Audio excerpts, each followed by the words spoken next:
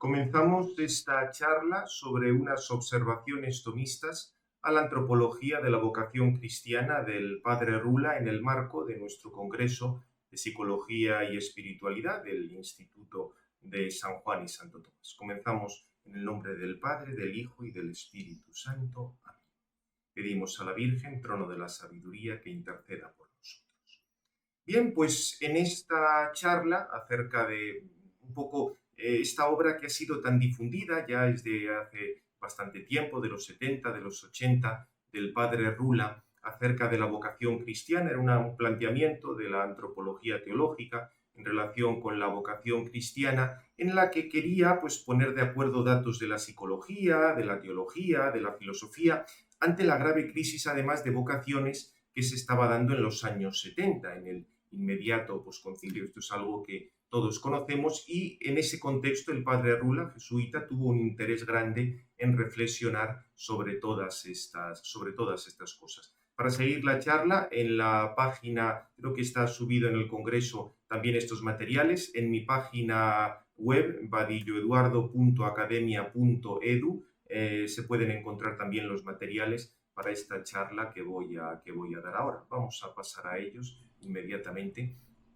Aquí los tenéis, esto no es propiamente un artículo, espero poder preparar alguna cosa con más rigor, pero es simplemente unos materiales para para el tema del que vamos a hablar.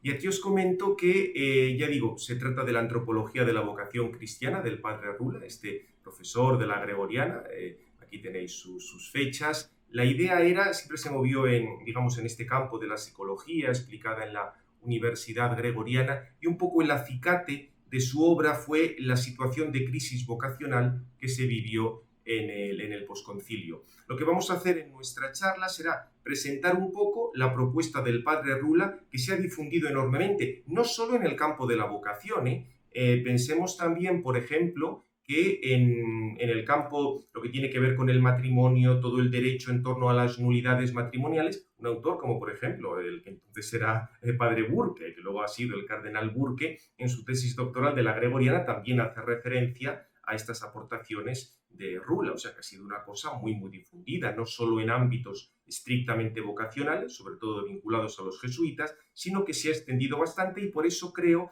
que es interesante ver un poco, diríamos, el planteamiento psicológico, filosófico que hay de fondo y, digamos, cotejarlo un poco con lo que nos dice Santo Tomás. Esto es un poco lo que os comento aquí. Pongo aquí las obras fundamentales, Antropología de la vocación cristiana. La edición española es del 1990, tiene varios tomos. Nos vamos a centrar en el tomo primero. Es una edición hecha por la Sociedad de Educación Atenas. Está muy bien la edición, tiene luego su índice de autores, su índice de materias, digamos, está francamente bien hecha en cuanto a su organización.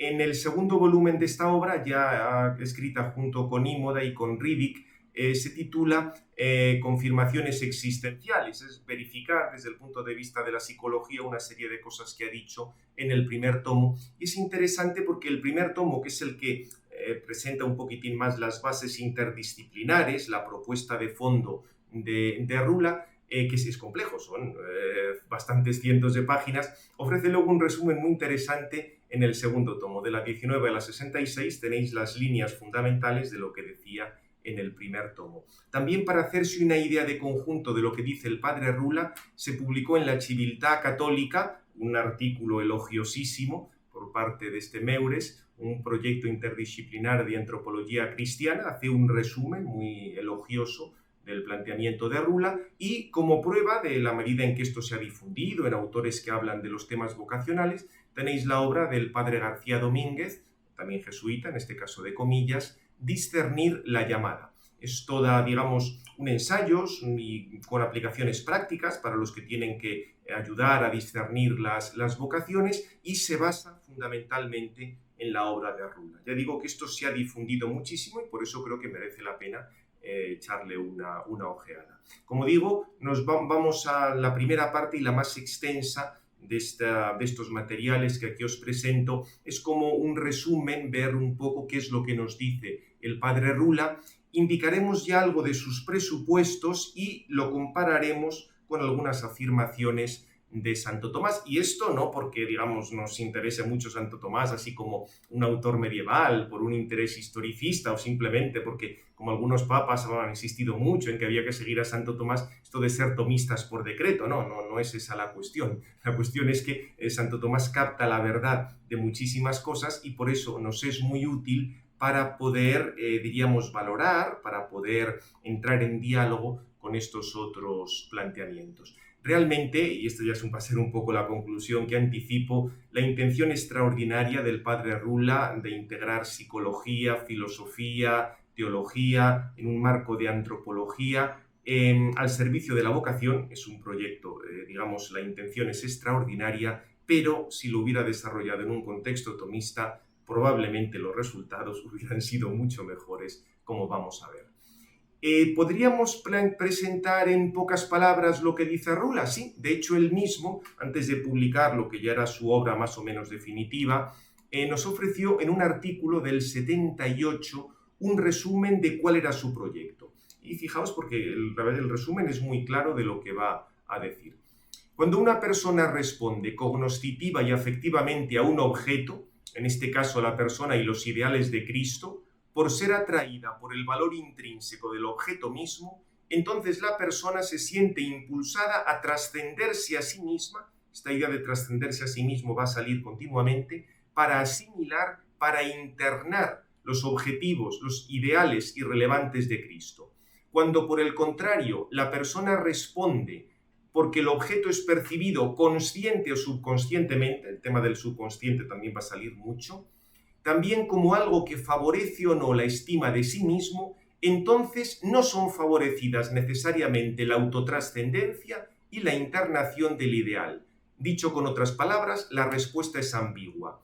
Si la parte de la personalidad que impulsa a la persona a responder al objeto para ser integrada con los ideales, los valores trascendentes de Cristo, entonces la respuesta al valor impulsa a la persona a autotrascenderse. Esto es, asemejarse cada vez más a Cristo. Si no puede ser integrada, la autotrascendencia hacia la imitación de Cristo queda obstruida. Es decir, para tender a Cristo, para autotrascenderse, en la terminología de Rula, no basta simplemente responder, sino que hay que ver qué motivaciones hay, no sea que haya algunas motivaciones subconscientes que al mismo tiempo van a favorecer la estima de la misma persona o algo conveniente para la persona, y eso, según Rula, no favorece la autotrascendencia y el internar, el hacer propio el ideal, en este caso, de seguimiento vocacional. Por supuesto, también habla de la gracia. Salvados el primado y la fuerza procedente e insustituible de la gracia divina, los dinamismos, las fuerzas psicosociales del hombre, conscientes y subconscientes, influyen en la libertad para la autotrascendencia del amor propia de la vocación cristiana, y así pueden afectar al proceso vocacional en modos y grados diversos. Con lo cual, como veis, se hace referencia al tema de la gracia, sí, pero también a toda una serie de dinamismos y motivaciones subconscientes. En estas dialécticas y en estas dinámicas va a estar todo el planteamiento de Rula. Bien, ¿cuáles serían los presupuestos de esta antropología interdisciplinar? Esto viene en las primeras páginas del libro de Rula. Él quiere tener en cuenta tanto la teología, la filosofía y la psicología, y dice que en la teología tiene que considerar las condiciones humanas que influyen en la manera en que es recibida la revelación. Dice que este sería el aspecto antropológico de la teología, el centro está en Cristo y se trata de evitar un dogmatismo teniendo en cuenta qué nos dicen las ciencias particulares, qué nos dice la experiencia y en ese sentido, digamos, entender un poco la revelación a la luz de estas cosas. Esto va a influir sobre todo mucho en la manera que tiene cada persona de responder a esa revelación.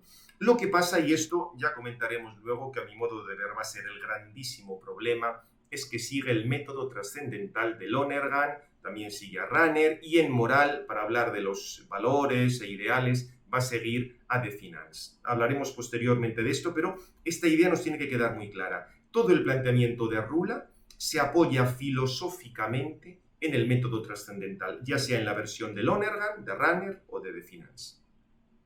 Y ya digo, esto lo ha cultivado mucho la Compañía de Jesús, sobre todo desde la segunda mitad del siglo XX. La antropología cristiana, diríamos para él, va a hablar de la historia de ese diálogo entre el hombre y Dios. La filosofía nos va a hablar del sistema motivacional humano y cómo entra en este diálogo, y la teología nos explicará a qué cosa llama Dios a la persona. Y como los elementos fundamentales de la llamada, no olvidemos que estamos en un planteamiento para estudiar la vocación, en esos elementos de la llamada convergen con las preguntas fundamentales de la persona en su actuar. Fijaos que esto tiene mucho que ver con el planteamiento trascendental, porque en el planteamiento trascendental quiere decir que el a priori de cualquier conocimiento que tenemos ya en el fondo es la totalidad, es el infinito, es el absoluto. Por ello va a haber una convergencia entre esas tendencias de la persona o esas estructuras de la persona, mejor, y lo que sería la llamada de Dios. Aquí la filosofía va a tener el papel de recordar que la persona pues, está llamada a elevarse más allá de sí y todo lo referente a la libertad. Pero para él la libertad va a estar limitada por las contradicciones que encontramos en el sistema de motivación. A veces buscamos una cosa, a veces buscamos otra, está todo el tema del subconsciente, a eso Rula le va a dar una enorme importancia. Va a subrayar que el amor de Dios derramado por el Espíritu Santo nos llama a darse, no tanto a autorrealizarnos, y los valores fundamentales serán la unión con Dios, haciendo su voluntad, y el seguimiento de Cristo, amando como Él ha amado. Todas estas cosas Rula las desarrolla muchísimo, porque es un libro de cientos de páginas, o sea, aquí simplemente estoy dando una serie de puntos muy generales. Habla luego de la motivación humana y explica que aquí no debemos olvidar nunca el tema del subconsciente, porque dice que las realidades subconscientes influyen en el comportamiento, muy especialmente el inconsciente afectivo. Él viene a decir, la persona es más o menos claramente consciente de lo que siente, pero no es consciente de los procesos que han dado origen a lo que siente, esto es, a sus conexiones con experiencias del pasado. En Rula no es que siga tal cual todos los planteamientos freudianos, toma distancia en algunos puntos respecto a él, pero fijaos porque este punto es muy importante. Para Rula están condicionando, digamos, experiencias del pasado, lo cual evidentemente es claro, y esto dificulta la libertad o puede ser un problema para la libertad. Y dice que tenemos que salir de la dicotomía entre hablar de algo plenamente consciente para las motivaciones más importantes y por ello responsable de sus propias acciones, y lo que sería pues unas motivaciones por motivos patológicos, como un enfermo que está afectado por fuertes pulsiones. Él dice que en realidad hay toda una zona intermedia, que interviene lo inconsciente, que no nos damos cuenta, que eso nos condiciona, y viene a decir, hasta, esto lo tratará más en la segunda obra y también más adelante, que que en el 70% de las vocaciones intervenían motivaciones inconscientes de la infancia. Y para Rula esto hay que verlo con mucho detalle porque puede dificultar la realidad, la verdad, la realización de una vocación. Aquí además va a introducir una cosa que luego es muy importante. Él distingue dentro de la motivación humana dos grandes grupos. El primero, motivaciones que llevan a buscar lo importante para el sujeto. Y el segundo, lo que es un valor independiente del sujeto y que le permite superarse. Esto luego lo va a formular, sobre todo con la terminología de necesidades y valores. Veremos, pero ya para Rula tenemos esta dicotomía. Lo que es la realización del sujeto o buscar lo importante para el sujeto y lo que es un valor independiente del sujeto. Ya cualquiera que conozca a Santo Tomás se da cuenta de que aquí Santo Tomás no planteaba las cosas así. O sea, el bien no es que el verdadero bien no es independiente del sujeto. O sea, acordaos que bien es aquello que todos apetecen y apetecen porque es correspondiente, es adecuado para ellos. Esto suena más bien a platonismo como un valor en sí mismo que hay que captar, no se sabe cómo. También va a hablar de las emociones como algo que da energía para el esfuerzo que hay que realizar. Ahí hablará pues, de una valoración intuitiva, espontánea de un objeto, interviene la memoria afectiva, todas estas cosas, y luego vendría una valoración reflexiva. Repito, aquí esto lo planteo de una manera casi telegráfica porque si no nos llevaría muchísimo tiempo. Los valores, que es lo más importante, para Rula tiene que ver con ese juicio trascendente, ese juicio reflexivo, y orientan a la autotrascendencia, mientras que lo gratificante, como ya os he dicho, tiene que ver con las necesidades. Y esto tiene un efecto ambiguo, porque puede obstaculizar los valores. Y Rula habla de la autotrascendencia, de ir más allá del sujeto en varios campos, en forma intelectual, en forma moral o en el amor. El fin último, además, se puede plantear de varias maneras, como una autotrascendencia egocéntrica, la autorrealización, un fin último social filantrópico, una trascendencia social filantrópica, el bien de los otros, o una autotrascendencia teocéntrica. La persona humana, en su intencionalidad consciente, insiste en que tiende al infinito, y aquí ya digo, va a entrar todo lo que he comentado antes de las teologías trascendentales o del planteamiento trascendental.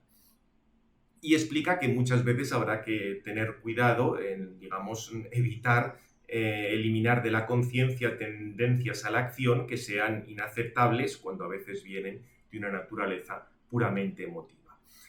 ¿Cómo plantea, diríamos, esto sería un poco como las grandes líneas que hay en Rula? Tened presente, y lo hemos visto ya, que es un poco ecléctico, porque va tomando cosas de la psicología, de autores sobre todo trascendentalistas, va a tomar bastante cosas de autores fenomenólogos, el tema de la ética de los valores, o sea, como veis, son cosas bastante mezcladas. ¿Cuáles serían los elementos más importantes de la teoría de Rula? Aquí vamos a hablar un poco de las estructuras y los contenidos del yo. Para esto se puede seguir tanto el libro de Rula como el resumen que os he dicho, que está muy bien, del padre García Domínguez, presenta muy bien, de manera resumida, lo que dice Rula, y en estas dos secciones he seguido prácticamente esa estructura. Bien, aquí os comento, Rula habla de unas estructuras y contenidos del yo. Atención, porque no es un yo en sentido ontológico, sino más bien un yo fenomenológico, descriptivo, de representaciones, como lo queráis decir, pero no se trata, o sea, aquí no está haciendo, diríamos, una ontología de la persona, sino más bien una descripción de tipo psicológico, de tipo fenomenológico. Y él va a distinguir el yo ideal, constituido por los ideales institucionales, ideales que propone la vocación cristiana, fruto de la revelación o de la presión del grupo, y los ideales personales, que son los que el individuo elige y desea realizar. Eso sería el yo ideal. Pero por contra está el yo actual, que abarca el yo manifiesto, el concepto de sí, el conocimiento que la persona tiene de sí, de sus actos, el yo latente, que aquí habría características que el individuo no conoce, y el yo social. El yo en cuanto a objeto social, miembro de grupos y de instituciones. Los contenidos del yo, y aquí vamos a esto que es muy importante, por una parte están los valores, que serían ideales abstractos y duraderos, que se refieren a modos ideales de existencia, y ahí entraría la unión con Cristo, el seguimiento de Cristo, en el caso de la vocación, o modelos ideales de conducta, y ahí entraría, pues no sé, la vocación consagrada, la pobreza, castidad y obediencia. Son valores autotrascendentes y revelados que forman el sustrato objetivo de los roles a los que aspira un cristiano, y a la vez son el punto de partida para entender esa autotrascendencia del amor. O sea que, por tanto, lo más importante, los valores. Junto con los valores tenemos las necesidades. Las necesidades son tendencias a la acción fruto de un déficit del organismo o de potencialidades naturales inherentes que buscan realizarse o ponerse en ejercicio, y se van a clasificar como disonantes o neutrales en relación a la vocación cristiana. Y entonces tendremos consistencias o inconsistencias. Es decir, si una necesidad es disonante con un valor, será inconsistente. Si es neutral, si no afecta a ese valor, será consistente. Y por otra parte, también se va a hablar de actitudes. Aquí os presento la definición de Allport, que está de fondo en lo de Rula. Esta la saca sobre todo García Domínguez, pero está un poco dentro de todo el sistema. Una actitud se entiende un estado mental y neurológico de prontitud para responder, organizado por medio de la experiencia y que ejerce una influencia directiva o dinámica sobre la actividad mental y física. Pensad que esto responde a lo que clásicamente se ha denominado un hábitus, como una forma de cualidad, una cualidad que adquirimos que nos permita responder en un determinado sentido. Bien, recuerda que los valores y necesidades son más generales que las actitudes, porque él habla de 1 o 2 docenas de necesidades y valores, mientras que las actitudes son múltiples. Y las actitudes derivan de valores o de necesidades y por eso las hace ambivalentes. Y de ahí la ambigüedad del sistema motivacional humano. Por ejemplo, sufrir por una causa justa puede depender del valor del amor con un sufrimiento como el de Cristo. Ahí la disposición, el hábitus, dependería del valor del sufrimiento como el de Cristo o de una necesidad de humillación. Aquí sigue la lista de necesidades de Maslow, que no deja de ser un poquitín arbitraria, pero es un poco la idea que tiene. Rula va a prestar mucha atención al contenido del yo ideal y el yo actual para ver si las actitudes son disonantes o neutras respecto a los valores. Por ejemplo, necesidades y actitudes de éxito o de reacción pueden ser compatibles con la obediencia, mientras que las necesidades y las actitudes de la agresividad, de evitar la inferioridad o de defenderse, manifestado como orgullo, eso no va a ser compatible con la obediencia. Como veis, viendo como este fondo que hay en la estructura motivacional, que a veces es consciente o a veces es inconsciente, Rula va a tratar de ayudar a que la gente siga la vocación más correctamente, porque dirá, si hay una serie de motivaciones inconscientes, entonces la elección vocacional no va a ser correcta. Más o menos esto aparece de una manera o de otra. Y con esto llegamos ya a lo de las dialécticas del yo, consistencias o inconsistencias que más o menos lo he apuntado antes. La consistencia es el acuerdo y la inconsistencia es el desacuerdo entre el yo ideal y el yo actual para un aspecto de la persona. Por eso decía que cuando hablábamos de yo ideal y yo actual, no es una cosa, diríamos, metafísica o ontológica, no, es algo más bien descriptivo, psicológico, fenomenológico, de representaciones.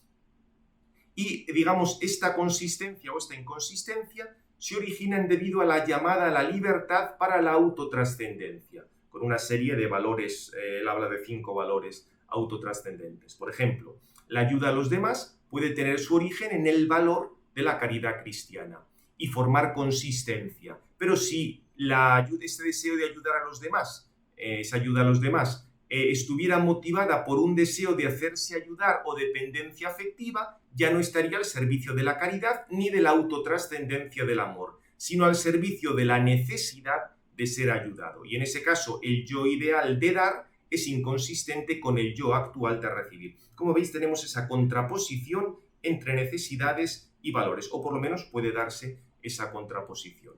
Y al mismo tiempo va a recordar que el yo ideal es siempre consciente, pero el yo actual puede ser consciente, cuando es manifiesto, o subconsciente, el yo latente. Una contradicción entre el yo ideal, que es consciente, y el yo latente, produce una inconsistencia inconsciente, porque hemos dicho que el yo latente es inconsciente. Hay consistencia cuando están de acuerdo el yo ideal y el yo actual. Por ejemplo, un novicio se atribuye el ideal de deferencia que es consistente con la obediencia. Perfecto. Pero puede ser una reacción subconsciente frente a un espíritu inaceptable de rebeldía agresiva, que forma como defensa de un yo ideal de sumisión. En ese ejemplo, la obediencia es inconsistente con el yo latente. Como veis, también aparece todo el tema de las defensas. Esto desde Freud fue muy estudiado. Ya digo, él hace toda una serie digamos, no lo toma tal cual de un planteamiento freudiano, pero la idea esta de una defensa inconsciente la desarrolla bastante. Él va a hablar de 4 grandes tipos de inconsistencias. Los extremos serían la consistencia social y la inconsistencia social. O sea, la máxima consistencia social, la máxima inconsistencia social, que serían como extremos de un continuo. Y entre ellas, dentro de este continuo, se suelen enmascarar otras. Hay una consistencia psicológica o inconsistencia psicológica, por ejemplo. Una necesidad es compatible con los valores, pero no con una determinada actitud habitual. Volvemos otra vez al ejemplo.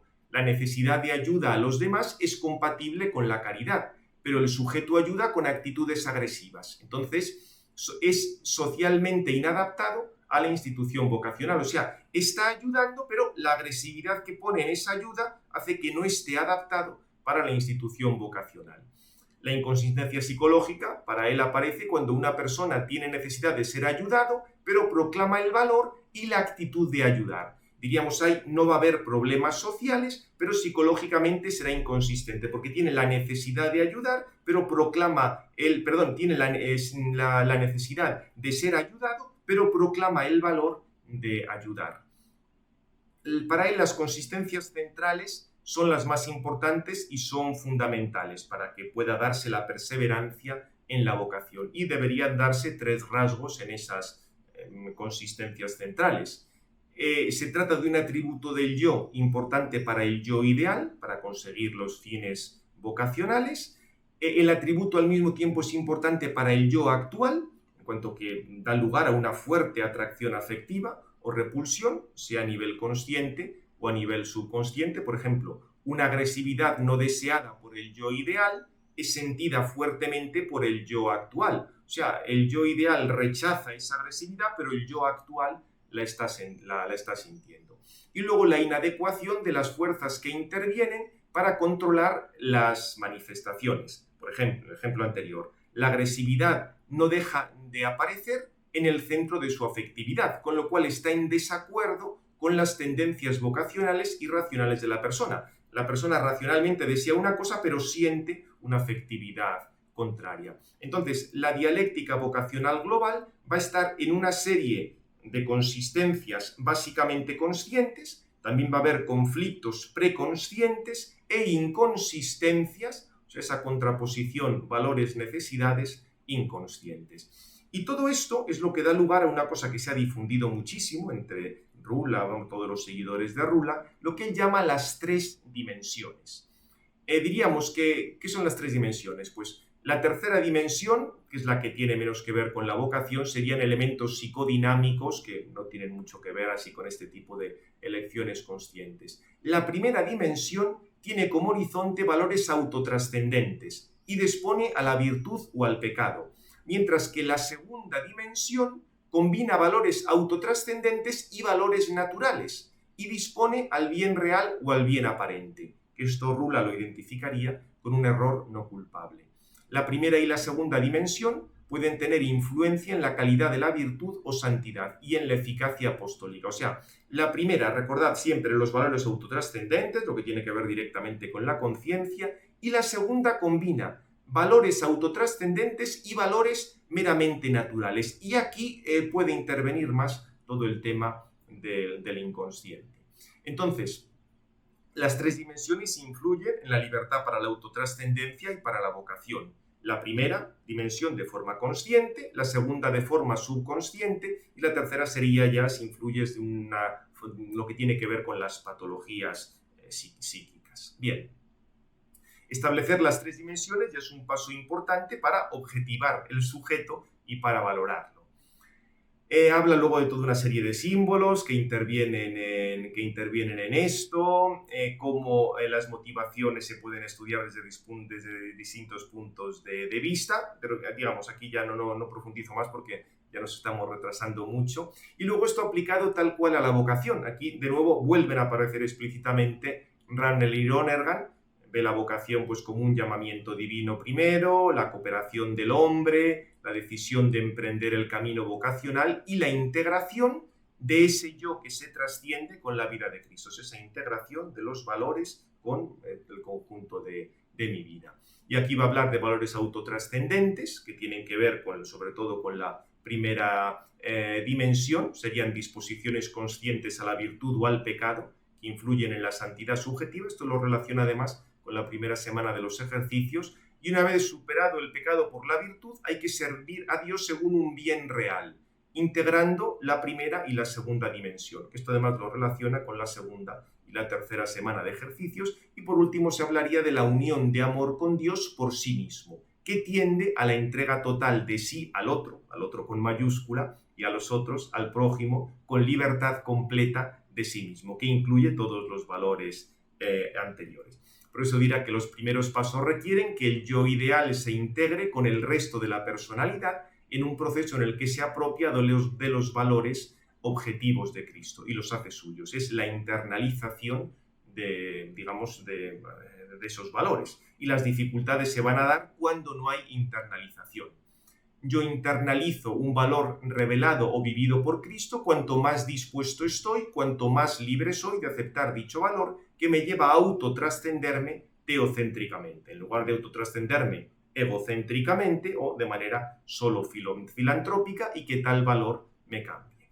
Y en este sentido hablará de factores para el crecimiento vocacional, madurez en la primera y segunda dimensión, que haya más consistencias, un uso adecuado de ese proceso simbólico, madurez, etc. Bien, digo, aquí no nos detenemos mucho más.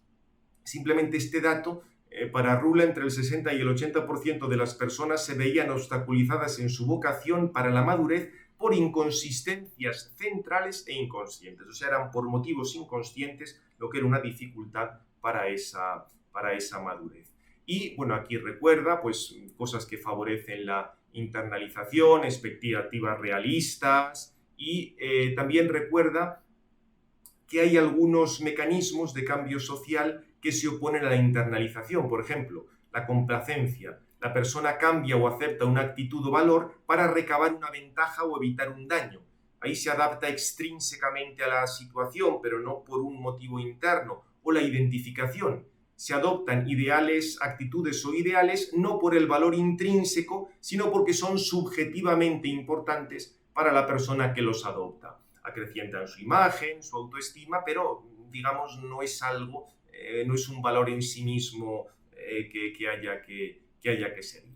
Y la identificación puede llevar a la internalización si los aspectos con los que se identifica, parte de sí gratificada en la identificación, se pueden integrar con valores vocacionales. O sea, puede haber una identificación internalizante, tú te identificas con cosas que realmente sean valor, pero te puedes identificar con cosas que simplemente es un beneficio para ti. De ahí digamos, la ambigüedad que todo tiene esto. Y es muy, muy interesante porque Rula, digamos, en una parte como final de la cita, el número 288 de las Constituciones de la Ínclita Compañía de Jesús, donde él ve que en el fondo San Ignacio estaba diciendo algo parecido a lo que él decía, solo que con otra terminología.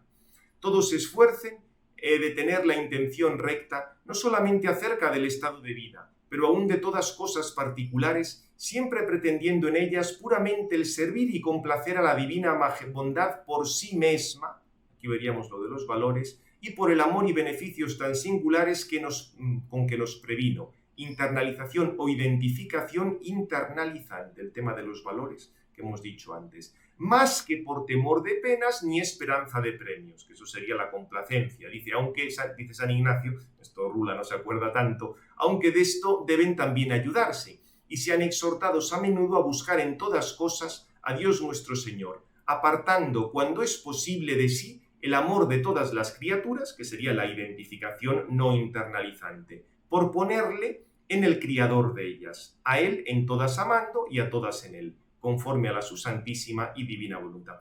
Lo voy a comentar luego, pero aquí ya se ve que hay prácticamente una transposición del planteamiento de San Ignacio debido a la filosofía y a la teología trascendental. Que para San Ignacio es aquí el amor de Dios va a ser la apertura al infinito o al absoluto de los autores trascendentalistas. Y esto, a mi modo de ver, va a liar completamente el planteamiento de Rula. Y aquí os comento un poco ahora, vamos a la parte final ya brevemente, qué problemas, ya los he ido indicando algunos, pero qué problemas con claridad aparecen en este planteamiento, que básicamente son 3 o 4, como os indico en estas páginas. Ante todo están las dificultades del planteamiento trascendental, o sea, este método trascendental, tanto de Lonergan, Rahner, de Finance, que además encima como para más guasa se ha llamado tomismo trascendental. Es decir, en todo caso sería jesuitismo trascendental, porque que esto es trascendental en sentido kantiano no hay la más mínima duda. Ahora, que eso es tomismo es absolutamente lo contrario a Santo Tomás. Fijaos que este planteamiento trascendental, Coret, otro de estos autores, resumía a Rahner diciendo que por la apertura a priori del pensamiento hacia el ser, en una orientación dinámica al ser absoluto. O sea, esa orientación dinámica al ser absoluto, que es la condición de posibilidad de cualquier juicio, de cualquier aspiración, de cualquier voluntad. Esto es el planteamiento trascendental. Esto, como ya se sabe, comienza sobre todo vamos, el que lo trató más fue Marechal, otro jesuita a principios del siglo XX, pero en esta escuela, de una manera o de otra, intervienen multitud de jesuitas. Aquí os pongo algún texto más en torno a Rahner, esa pregunta, esa tendencia hacia el absoluto.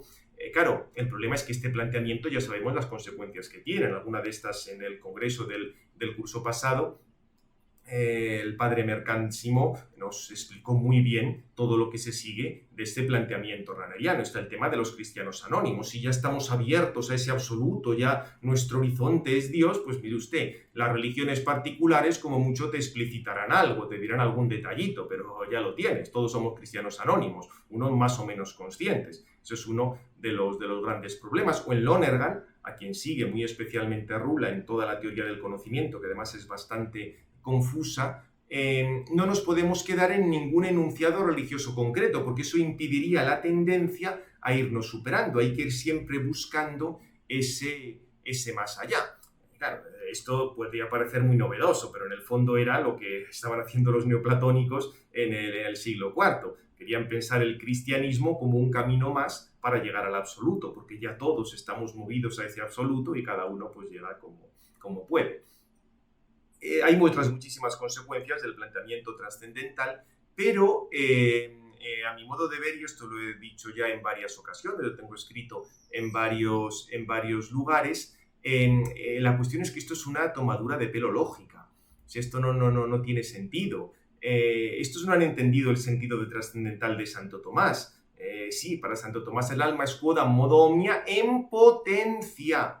No es que haya una captación y una tendencia, una totalidad en acto, no. Es que además la misma noción de totalidad en acto es absurda. Lo pongo aquí, es un espejismo lógico. El absoluto tiene que ser perfectamente simple, nunca se puede entender como una totalidad. Eso genera todas las antinomias que en la teoría de conjuntos, en toda la fundamentación de las matemáticas, ha aparecido desde el último tercio del siglo XIX, pero parece que muchos de estos no se han enterado y siguen queriendo vender el absoluto como una totalidad completa. No, eso no es así.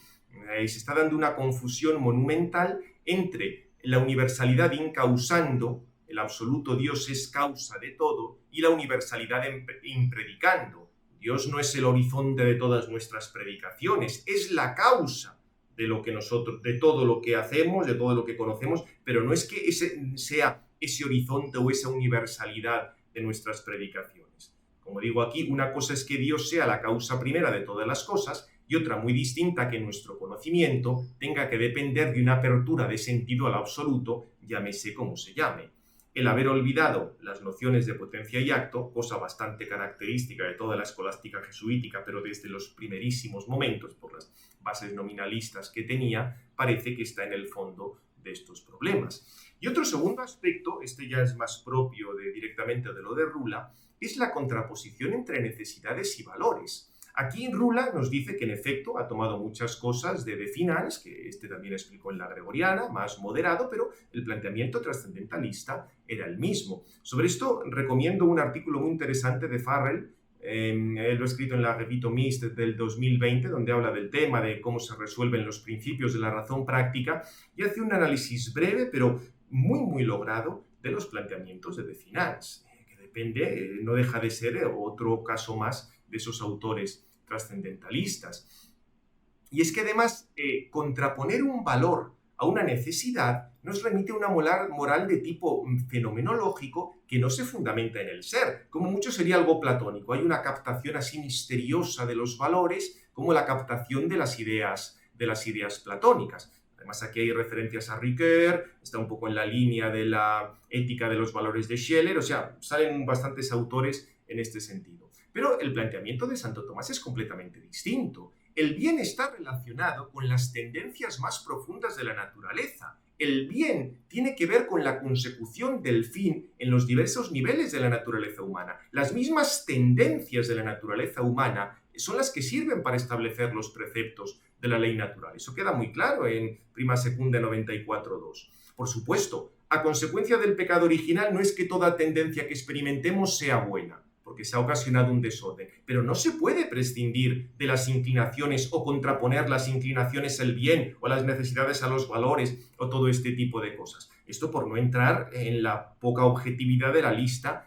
de necesidades de Maslow, pero habría que comenzar por explicar claramente qué quiere decir una necesidad, porque la noción misma de naturaleza conlleva tendencia al fin, y cuando en esa tendencia interviene la libertad, estamos en presencia de lo moral. Acordaos que algo es obligatorio porque es necesario para alcanzar el fin, y la virtud se da cuando hay un orden en las tendencias que ha sido ordenado correctamente por la razón y nos orienta de manera correcta hacia el fin. Creo que este planteamiento, el planteamiento de la virtud, es mucho más útil para salvar todo este follón de las inconsistencias que planteaba Rula. En tercer lugar, y ya con esto voy terminando, la cuestión de la libertad y el inconsciente. Por supuesto, el inconsciente está ahí. No somos conscientes de la mayor parte de nuestras operaciones, ni siquiera de las operaciones superiores. No es que tengamos experiencia de que actúa el entendimiento agente, por mantener digamos, la terminología tomista. Pero la cuestión es cómo se configura ese inconsciente. Si de una manera mecánica y determinista, que era el planteamiento que había en Freud, o de otro modo completamente distinto. Y en este campo se echa en falta la reflexión a cuestiones neurofisiológicas. Es cierto, en la época de Rula estaban menos planteadas, pero ya había autores que lo habían sacado bastante, y todo el estudio del cerebro como un sistema de cálculo, sí, pero de un cálculo que no es determinista, que no es lineal, que depende de sistemas caóticos, que se puede expresar mediante la teoría cuántica de campos térmica. Esto varias veces me he referido a los estudios del profesor Basti, esta obra que he citado varias veces de la física de la información a la libertad, al conocimiento y libertad de la persona, en alguna otra charla, y hay varios artículos donde se puede profundizar en esto. De hecho, para Santo Tomás, para que exista la libertad, no hace falta que tengamos que ser conscientes de todo lo que está detrás de nuestra decisión. Basta que el juicio de una cosa, acerca de una cosa, sea libre, o sea, que no esté determinado por naturaleza. Lo que pasa es que no se requiere que todo el proceso sea consciente, ni muchísimo menos. Es curioso, Santo Tomás dedica bastantes cuestiones de las 6 a la 10 a hablar de lo voluntario y lo involuntario. Y lo voluntario es lo que procede de un principio interior con conocimiento del fin. No hace falta dar más vueltas. Por eso, digamos, y también como en Rula no encontramos un planteamiento ontológico, todas esas dialécticas de yo ideal, yo real, todo esto nunca se presenta a partir de cómo aparecen. Y por otra parte, la noción de libertad se vincula hasta tal punto a la conciencia que no se ve cómo puede intervenir en aquello que no es consciente. Para Santo Tomás es muy claro que el sujeto de algunas virtudes como la templanza o la fortaleza es el apetito sensitivo, o sea, es algo que no es espiritual, aunque participa de lo espiritual y por ello puede ser sujeto moral. En realidad, si en lugar de todo ese lío de horizontes trascendentales se planteara lo espiritual como una forma que es capaz de volver sobre sí misma, es el sentido de lo espiritual, no hay unas partes fuera de otras, puede actuar sobre sí misma y puede realizar las operaciones típicamente personales. Pero al mismo tiempo recordemos que el alma es forma de un cuerpo y en ese cuerpo, digamos, no está marcado por el determinismo. En la época de Santo Tomás se hablaba de los espíritus animales o vapores que circulaban por los nervios y transmitían la información. Hoy hablamos de relaciones no deterministas entre neuronas, pero la idea de fondo es muy parecida. Y por otra parte, la vinculación de lo propiamente personal a la conciencia le lleva a Rula a afirmar que la actuación de la gracia se da en un nivel consciente, en cuanto que no afecta al inconsciente de la segunda dimensión, al menos de manera ordinaria. Sí, es cierto que, diríamos, no es que por recibir la gracia ya automáticamente seamos perfectamente virtuosos y esté superada la concupiscencia, pero tampoco se puede decir que la gracia no influya en esos otros niveles, porque, repito, si la gracia, el planteamiento tomista, es un accidente que inhiere en nuestro ser espiritual, eso de una manera misteriosa puede extenderse al resto. Por supuesto que hace falta nuestra colaboración, la adquisición de determinados hábitos, etc., pero no se puede limitar la gracia simplemente al nivel de la al nivel de la conciencia. Parece que si se dan motivaciones inconscientes, ya la decisión y la respuesta a la gracia no sería completamente libre, pero es que eso no es así. Lo importante es que se dé realmente una elección que apruebe la voluntad, porque si vemos cuáles son las motivaciones para esto, pues mire usted, al final la motivación depende de cómo haya sido el Big Bang y de cómo sea la masa del protón, porque como todo eso influye en lo que yo voy a decidir, pero claro, esto es ridículo. Por eso Santo Tomás decía, cuando hablaba de lo voluntario, decía, aunque es propio de la razón de lo voluntario que su principio sea interior, es intra, no es contrario a la razón de voluntario que el principio intrínseco sea causado o movido por un principio exterior. Atención, porque no es propio de la razón de voluntario que el principio intrínseco sea el principio primero. Basta que la voluntad actúe sobre sí misma, pero no quiere decir que sea el principio último.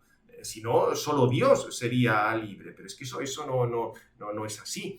Y con esto llegamos ya al cuarto punto, que todo esto tiene muchísimo que ver con la tradición espiritual de la Compañía de Jesús. Ya comenté antes que Rula muy significativamente, para hablar de esto de consistencias, inconsistencias, internalización, citaba ese número 288 de las Constituciones. Y creo que la cosa está bastante bien traída, aunque, repito, el contexto sea bastante distinto.